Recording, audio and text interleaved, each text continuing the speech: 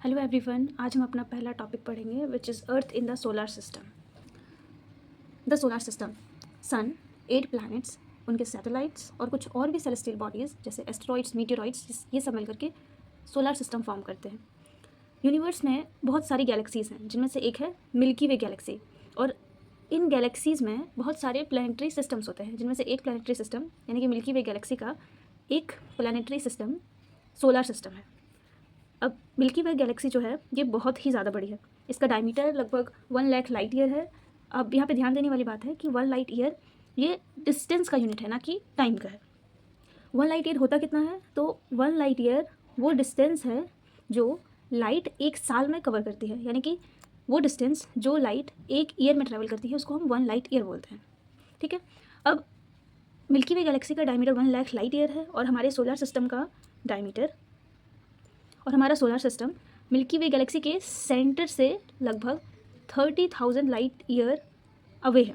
यानी कि अगर हम यहाँ पर देखें तो मिल्की वे गैलेक्सी तो ऐसे स्पाइरल है, लेकिन एग्जांपल के लिए ले लेते हैं कि मिल्की वे गैलेक्सी जो है इसका जो सेंटर है यहाँ से जो हमारा सोलर, बहुत सारे सिस्टम्स, प्लानिटरी सिस्टम्स है, बहुत कुछ है मिल्की वे गैलेक्सी में, तो हमारा जो सोलर सिस्टम है वो इस मिल्की वे गैलेक्सी के सेंटर से 30,000 किलोमीटर दूर है। ठीक है, ये डिस्टेंस।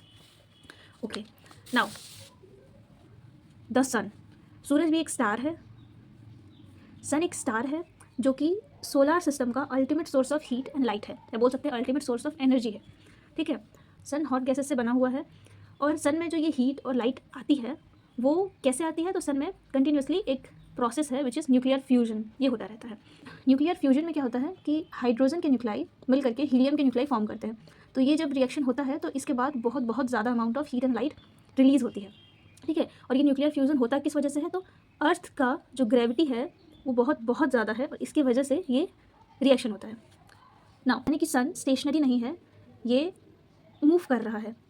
कैसे मूव कर रहा है? तो सन मिल्की वे गैलेक्सी के सेंटर के अराउंड रिवॉल्व करता है, और सन रिवॉल्व करता है इसका मतलब कि सन और ये जो पूरे प्लानट के सिस्टम है, जो पूरा हमारा सोलर सिस्टम है, ये पूरा सिस्टम सन के साथ मूव करता है मिल्की वे गैलेक्सी के, मतलब रिवॉल्व करता है मिल्की वे गैलेक्सी के अराउंड। ठीक है, यानी कि सारे जो प्लैनेट्स हैं वो सन का तो चक्कर लगाते हैं और सन का चक्कर लगाते लगाते मिल्की वे गैलेक्सी के सेंटर को भी अराउंड रिवॉल्व करते हैं। ठीक है, जो सन है वो मिल्की वे गैलेक्सी के अराउंड बहुत ही ज़्यादा स्पीड से ट्रैवल करता है, यानी कि 285 किलोमीटर पर सेकेंड, एक सेकेंड में इतना ज़्यादा डिस्टेंस चलता है सन। Okay, now planets. अब किसी भी सेलेस्टियल बॉडी को प्लैनेट्स तो नहीं बोल सकते, इसका भी कुछ कुछ क्राइटेरिया है। तो मेन 3 क्राइटेरिया आर देयर जिसके अकॉर्डिंग हम बोलते हैं कि कोई भी सेलेस्टियल बॉडी प्लैनेट है या नहीं है। तो सोलर सिस्टम में एक प्लैनेट हमेशा सन के अराउंड ऑर्बिट या रिवॉल्व करना चाहिए। ये बॉडी इतनी बड़ी या इतनी मैसिव होनी चाहिए कि ये स्फेरिकल फॉर्म में रह सके। और कैसे रह सके स्फेरिकल फॉर्म में?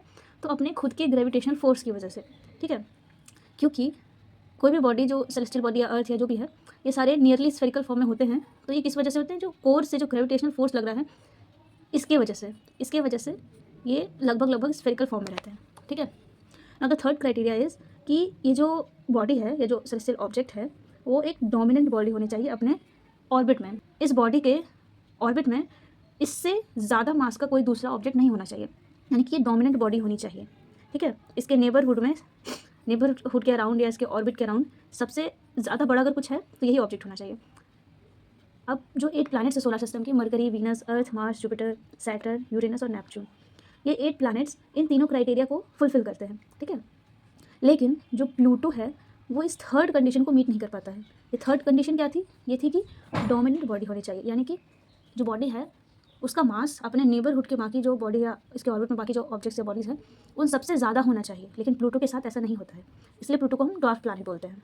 ठीक है, क्योंकि प्लूटो मैसिव बॉडी नहीं है अपने ऑर्बिट में। अगर हम न्यूमेरिकल फॉर्म में इसको देखें तो प्लूटो का जो मास है वो बाकी इसके ऑर्बिट में प्रेजेंट बाकी ऑब्जेक्ट्स के मास के रिस्पेक्ट में 0.07 टाइम्स है।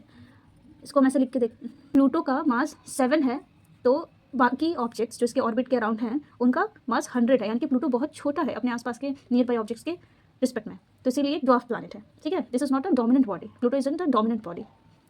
नाउ वहीं अगर हम पृथ्वी की बात करें तो पृथ्वी यानी अर्थ का जो मास है वो इसके ऑर्बिट में प्रेजेंट बाकी ऑब्जेक्ट्स के मास के रिस्पेक्ट में बहुत ज़्यादा है। This is almost 1.7 million times, 1.7 million times. You can't even imagine कितनी बड़ी है पृथ्वी।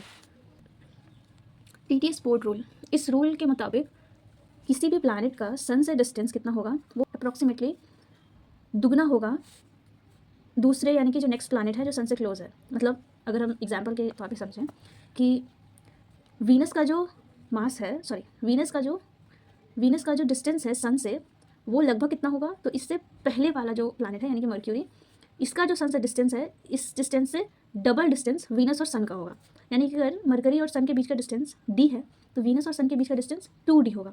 वैसे अगर वीनस का सन से डिस्टेंस 2d है, तो अर्थ का सन से डिस्टेंस 2 × 2 यानी कि 4d होगा, यानी कि इससे डबल होगा। ठीक है, I hope this is clear. तो ये जो TTS बोर्ड रूल है ये काफ़ी पुराना ऑब्सोलेट रूल है और इतना ज़्यादा एक्यूरेट वैल्यू नहीं देता है, फिर भी हम कुछ हद तक अप्रॉक्सीमेशन में देख सकते हैं, समझ सकते हैं। सैटेलाइट्स क्या होते हैं, तो सैटेलाइट ऑब्जेक्ट होता है जो कि किसी प्लैनेट के अराउंड रिवॉल्व करता है, प्लैनेट को ऑर्बिट करता है, तो उसको सैटेलाइट बोलते हैं। सैटेलाइट कैन बी नेचुरल और मैनमेड। नेचुरल सैटेलाइट को मून बोल देते हैं, नेचुरल सैटेलाइट को मून कहते हैं। और मैनमेड सैटेलाइट्स क्या होते हैं, तो ये इलेक्ट्रॉनिक डिवाइसेस होते हैं जिनको हम कोई पर्टिकुलर पर्पस के लिए स्पेस में भेजते हैं। जैसे कि मौसम विभाग की अलग सैटेलाइट्स होगी, कम्युनिकेशन के लिए सैटेलाइट्स होती हैं, बाकी GPS की सैटेलाइट्स हैं, तो इससे बहुत सारी तरह की सैटेलाइट्स होती हैं manmade. Now coming to natural satellites, Mercury और वीनस का एक भी मून नहीं है। ये है लार्जेस्ट नंबर ऑफ मून, यानी कि संख्या में सबसे ज़्यादा मून किसके पास है, तो सैटर्न के पास है। ठीक है, सबसे ज़्यादा नंबर ऑफ मून्स सैटर्न के पास है।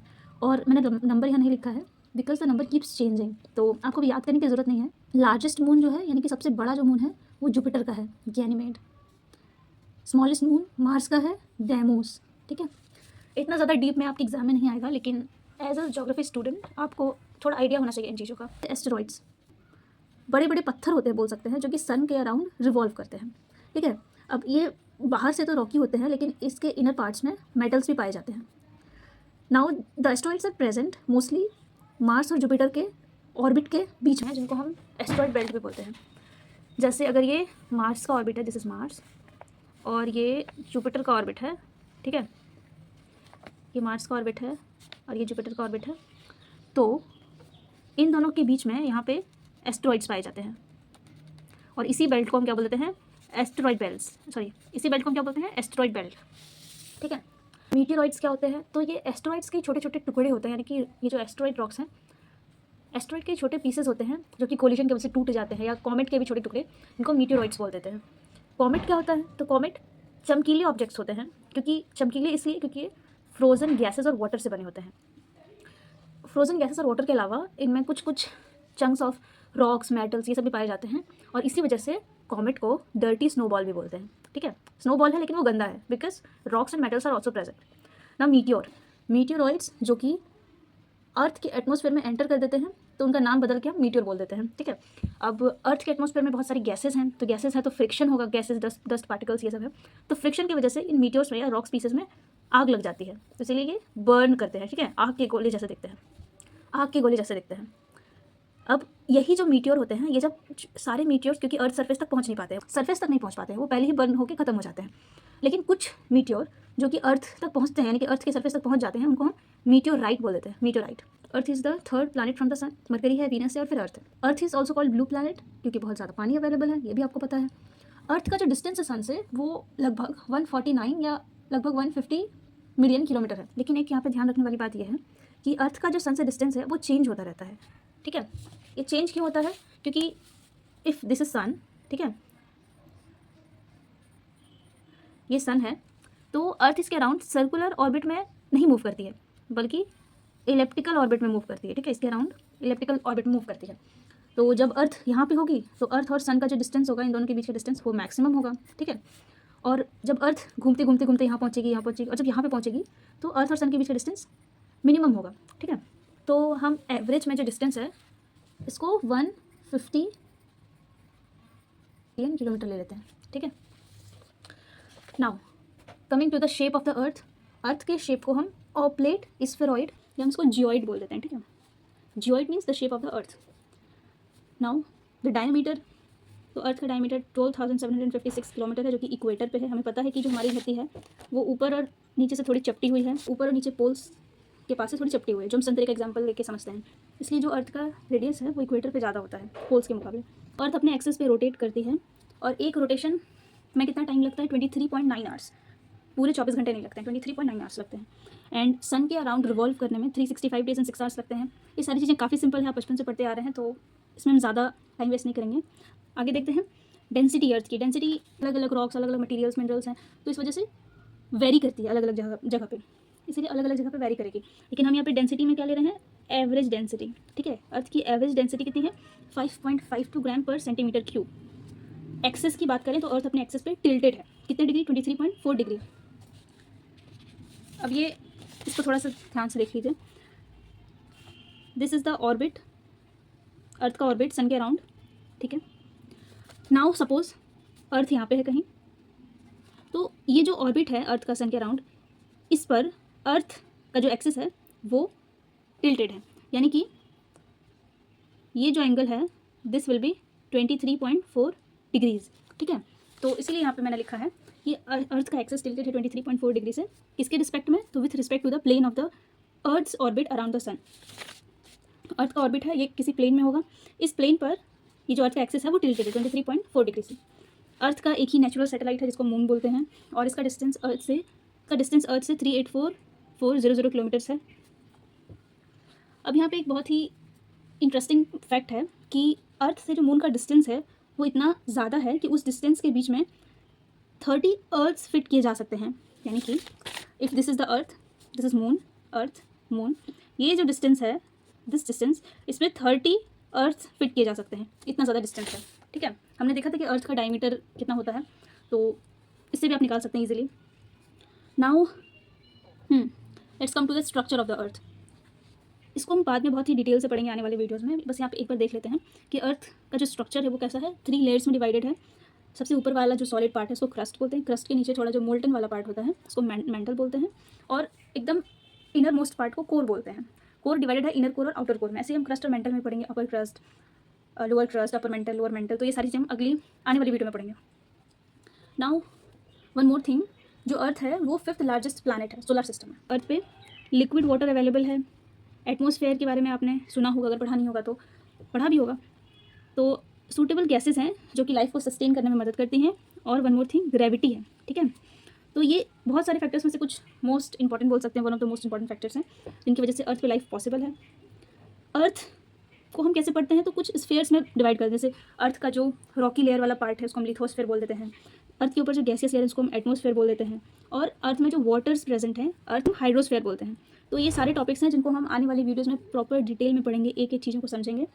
अब एक चीज़ ध्यान रखिए कि अर्थ का जो कोर है वहाँ पे निकेल और आयरन एलिमेंट्स प्रेजेंट होते हैं, and these 2 elements are responsible for the magnetic field of the earth. यानी अर्थ की एक मैग्नेटिक फील्ड है, आपको पता होगा। तो ये किस लिए है, ये मैग्नेटिक फील्ड क्यों है, तो इसलिए क्योंकि अर्थ के कोर में मोल्टन स्टेट में आयरन और निकेल प्रेजेंट है, ठीक है। So this was about the earth, this was about the solar system and earth as a part of the solar system. I hope कि आपको समझ आया होगा। कई सारी चीज़ें थी इसमें, ऑलमोस्ट चीज़ें आपने कभी ना कभी पढ़ रखी होंगी, कुछ चीज़ें होंगी जो आपको थोड़ी नहीं लगी होंगी। तो ठीक है, आप मिलते हैं नेक्स्ट वीडियो में। Thank you so much for watching.